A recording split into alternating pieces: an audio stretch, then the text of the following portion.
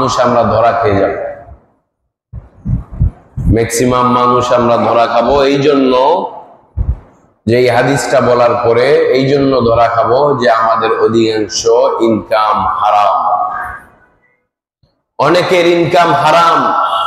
এই হারাম ইনকাম হওয়ার কারণে, এই হারাম অর্জনের কারণে এই দেহটা আর জান্নাতে যাবে না। আপনি নামাজ এক ওয়াক্ত কম পড়েছেন, আল্লাহর কাছে মাপ চাইলে আল্লাহ মাপ করতেও পারে, আল্লাহর ইচ্ছা হলে ক্ষমা করতেও পারে। কিন্তু যে বডি হারাম দ্বারা অর্জিত, যে বডি হারাম দ্বারা বড় হয়েছে, ওটা তো আল্লাহ মাফ করবেন না। কারণ যেটা হারাম সেটার মধ্যে আরেকজনের হক আছে, হক নষ্ট করার পরে ওটা হারাম না। হয় ভাইয়ের হক, প্রতিবেশীর হক, অথবা নিজের বডির হক নষ্ট করা হয়েছে, অথবা অন্যের টাকা মেরে দেওয়া হয়েছে, ঘুষ নেওয়া হয়েছে, সুদ নেওয়া হয়েছে, মানুষকে ধোঁকা দেওয়া হয়েছে।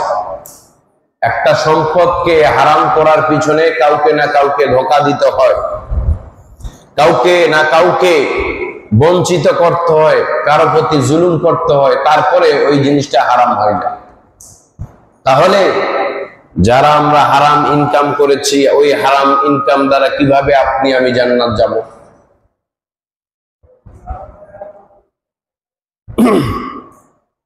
একজন চাকরি করতে গেলে তাকে যদি ঘুষ দিতে হয়, যে ঘুষ নিল ওই অফিসার, অবশ্যই সে আরেকজনের হক মেরে তারপর সে ঘুষ নিল। প্রথমত হক মারলো যে যেই পদের যোগ্য ছিল তাকে সেই চাকরি দেওয়া হলো না, যোগ্য ব্যক্তির হক মারলো। দ্বিতীয়ত আরেকটা বড় অপরাধ করলো, আরেকজনের কাছে 10, 15, 20 লক্ষ টাকা নিল। তাহলে বোঝা গেল প্রায় দুই জনের হক মেরেছে। অথবা ব্যবসা বাণিজ্যে যে মিথ্যা কথা বলে হারাম ইনকাম করে, অবশ্যই সে একজন কাস্টমারকে ধোঁকা দিল। 3 নাম্বার জিনিসটাকে 1 নাম্বার বলে চালিয়ে দিল, তাহলে এটা একজন ভাই আরেকজন ভাইকে ধোঁকা দেওয়া হলো। ধোঁকা দেওয়ার কারণে সেটা হারাম হলো।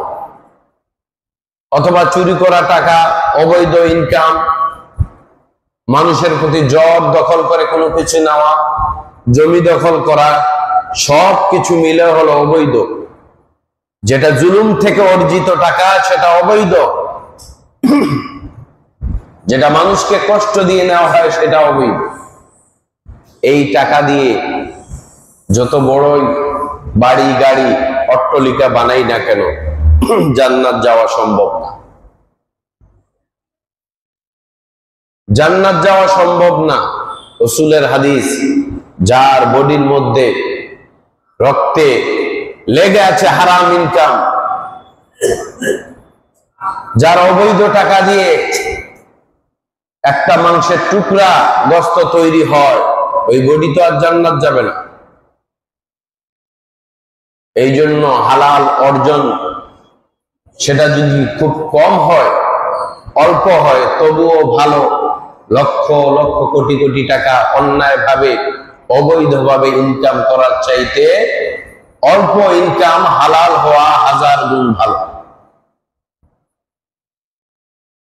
যে হালাল ইনকাম করে দিনে যদি অটো চালায়, রিক্সা চালায়, অথবা ছোটখাটো বাদাম বিক্রি করে, অথবা অন্য কিছু ব্যবসা বাণিজ্য করে, দিনে 500 টাকা ইনকাম হলো, ওই ইনকাম দিয়ে সে পরিবারকে লবণ ভাত অথবা ভর্তা ভাত খায়, তবুও সে হালাল ভাবে ইনকাম করে।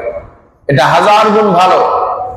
যেই চেয়ারম্যান, মেম্বার অথবা অফিসার অবৈধভাবে টাকা ইনকাম করলো, আরেকজন থেকে 10 লাখ 20 লাখ ঘুষ নিয়ে সব অফিসার মিলে পার্টি করলো, ভালো ভালো রেস্টুরেন্টে গিয়ে বিরিয়ানি, পোলাও, চাইনিজ ইচ্ছা মতো খাইলো, ওই যে পেট ভরে মজার করে খাইলো, ওর চাইতে লক্ষ কোটি গুণ ওই ভর্তা ভাত অনেক ভালো।